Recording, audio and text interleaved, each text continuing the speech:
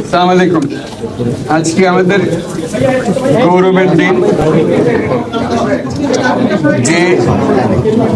যে বিপ্লবের মাধ্যমে বাংলাদেশ আজকে নতুন বিজয় দিবস সৃষ্টি করলো, সেটাকে সামনে রেখে এবং আরো মজবুত করে আমাদেরকে সামনে এগিয়ে যেতে হবে।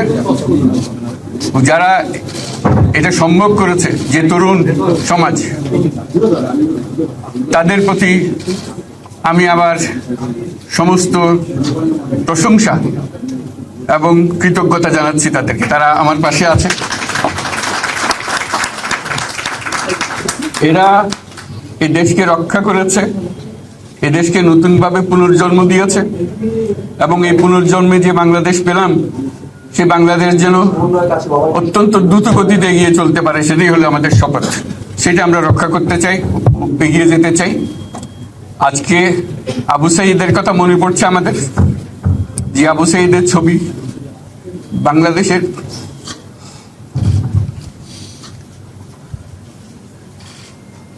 প্রতিটি মানুষের মনে গেঁথে আছে। এটা কেউ বলতে পারবে না। কি অবিশ্বাস্য একটা সাহসী যুবক, বন্দুকের সামনে দাঁড়িয়ে আছে এবং তারপরে থেকে কোনো যুবক, কোনো যুবতী আর হার মানে নাই, সামনে গিয়ে আছে এবং বলছে যত গুলি মারো, মারতে পারো, আমরা আছি। তো যার কারণে এটা সারা বাংলাদেশ জুড়ে এই আন্দোলন ছড়িয়ে গেছে এবং যার কারণে বাংলাদেশ এই দ্বিতীয়বার স্বাধীনতা অর্জন করলো। এই স্বাধীনতাটা আমাদেরকে রক্ষা করতেই হবে। শুধু রক্ষা করা নয়, এই স্বাধীনতার সুফল প্রতিটি মানুষের ঘরে পৌঁছাতে হবে। তা না হলে এই স্বাধীনতার কোনো দাম নেই। এই স্বাধীনতাটাকে পৌঁছানো হলে আমাদের শপথ, আমাদের যে প্রতিজ্ঞা, যে আমাদেরকে এটা করতে হবে, ঘরে ঘরে পৌঁছাতে হবে। মানুষ যেন জানে যে বাংলাদেশ স্বাধীন হওয়ার অর্থ হলো তার নিজের পরিবর্তন, ব্যক্তির পরিবর্তন, সুযোগের পরিবর্তন, তার ছেলে মেয়ের ভবিষ্যতের পরিবর্তন। এটা যেন প্রত্যেকে বুঝে নেয় এবং আজকের তরুণ সমাজকে বোঝানো যে এই দেশ এটা তোমাদের হাতে, তোমরা এটাকে তোমাদের মনের মতো করে গড়ে তুলবে। তোমরা যেভাবে স্বাধীন করতে পেরেছো, তোমরা এটাকে তোমাদের মনের মতো করে গড়তেও পারবে এবং তোমাদের দেখে সারা দুনিয়া শিখবে কিভাবে একটা দেশ, একটা তরুণ সমাজ গ্রহণ করতে পারে এবং তাকে পাল্টে ফেলতে পারে। তাদেরকে আমি বারে বারে এমনি উপদেশ দিই যে পুরনোদেরকে বাদ দাও, তাদের এই পুরনো চিন্তা দিয়ে এটার মুক্তি আমাদের হবে না। করি সারা দুনিয়ার মধ্যে এটা হবে না। এটা শুধু বাংলাদেশের কথা না, সারা দুনিয়াকে জুড়ে কথা বলছি। তোমাদের মধ্যে যে শক্তি আছে, যে ক্রিয়েটিভিটি আছে, সৃজনশীলতা আছে, সেই সৃজনশীলতাকেও কাজে লাগাতে হবে। এটা শুধু বই খাতাতে লেখার জিনিস না, এটাকে প্রকাশ করার জিনিস, স্থাপন করার জিনিস, সেটা মুখ করার। এটা আমরা এই আজকে আমাদের পুরো কাজটা হলো, দায়িত্বটা হলো, তারা যেটা অর্জন করে নিয়ে এসছে, এখন তাদেরকে দিয়ে এটাকে করিয়ে দেওয়া, আমাদের সমস্ত কাঠামোগুলো পরিষ্কার করে দেওয়া। সরকার বলে একটা জিনিস আছে, কিন্তু মানুষের কোনো আস্থা নেই। মানুষ মনে করে সরকার একটা দমন পীড়নের একটা যন্ত্র, যেখানে পায়, যেখানে সুযোগ পায় তার একটা কষ্ট দেওয়া, তার থেকে নিংড়ে দেওয়া, যে সকল স্তরে। এটা হলো তার থেকে কেমন ভাবে সামাল দিতে হবে, তাকে একটা ভয়ের একটা জিনিস, তাকে সামাল দিয়ে চলা। এটা হলো সরকার। এটা সরকার হতে পারে না। সরকারকে দেখে মানুষের বুক ফুলে উঠবে যে আমাকে সাহায্য করবে, আমাকে রক্ষা করবে, আমার সরকার আমার জন্য দাঁড়াবে। সরকার তার জন্য দাঁড়ায় না কোনো সময়। যে সরকার হবে, সেই সরকার মানুষকে রক্ষা করবে, মানুষের আস্থাভাজন হবে। কেউ জোর করে তাকে বলার ভালো এটা না। সে নিজে নিজে বিশ্বাস করবে, সরকারি লোক দেখলে বলবে আমার লোক, আমাকে রক্ষা করার লোক। সেই আস্থাটা আমাদেরকে ফিরিয়ে আনতে হবে মানুষের মনে। তাহলে মানুষও যোগ দেবে এটাতে।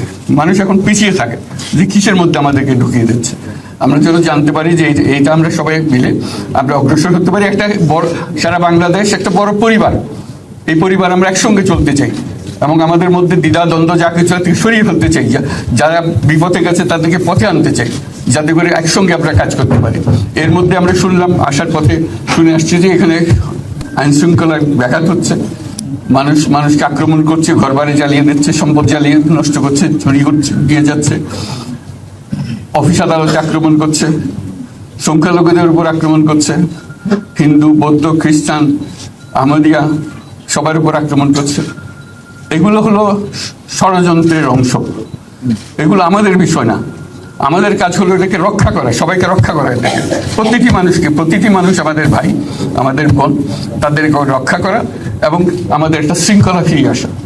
বিশৃঙ্খলা, সহিংসতা এগুলো হলো অগ্রগতির বড় শত্রু।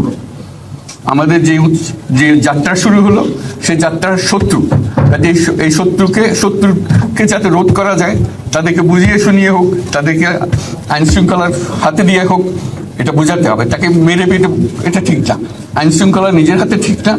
তাকে আমাদের আইন শৃঙ্খলা বাহিনী এমন হতে হবে, তাদের হাতে সুপর্দ করলে আমরা নিশ্চিন্ত থাকবে তার একটা বিহিত হবে। এমনগুলো আমরা হাতে দিয়ে দিলাম যে 2 টাকা নিয়ে আবার ছেড়ে দিল, এটা যেন আবার না। আমাদের সেই আস্থাটা আমাদেরকে আনতে হবে। কাজে আইন শৃঙ্খলা যখন আমাদের প্রথম কাজ, এই আইন শৃঙ্খলা ঠিক না হওয়া পর্যন্ত এটা আমরা অগ্রসর করার জন্য পদক্ষেপ নিতে পারবো না। আপনারা আমার উপরে আস্থা রেখে আমাকে জানিয়েছেন, ছাত্ররা আমাকে আহ্বান দিয়েছে, সেটাতে আমি সাড়া দিয়েছি। দেশবাসীর কাছে আমার আবেদন, আপনারা যদি আমার উপরে বিশ্বাস রাখেন, আমার উপরে ভরসা রাখেন, তাহলে নিশ্চিত করেন যে দেশে কোনো জায়গায় কারো উপরে হামলা হবে না।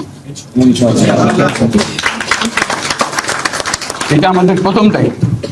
এটা যদি আমি করতে না পারি, এটা আমার কথা যদি না শোনেন আপনারা, তাহলে আমার প্রয়োজন এখানে নাই।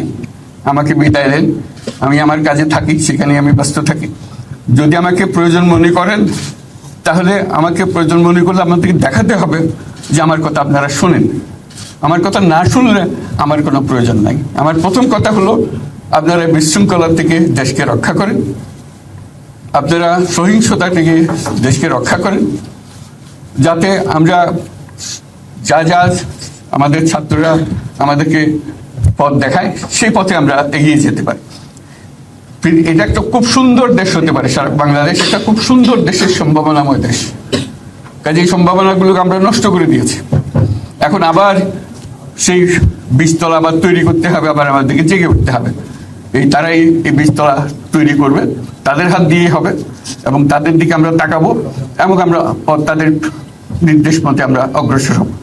এখানে সরকারি কর্মকর্তা কর্মচারী যারা আছেন, সেনাবাহিনী, বিমান বাহিনী, নৌবাহিনী প্রধানরা যারা আছেন, তাদের প্রতি অনুরোধ, আমরা একটা পরিবার, এইটার মধ্যে যেন আমাদের গোলযোগ না হয়।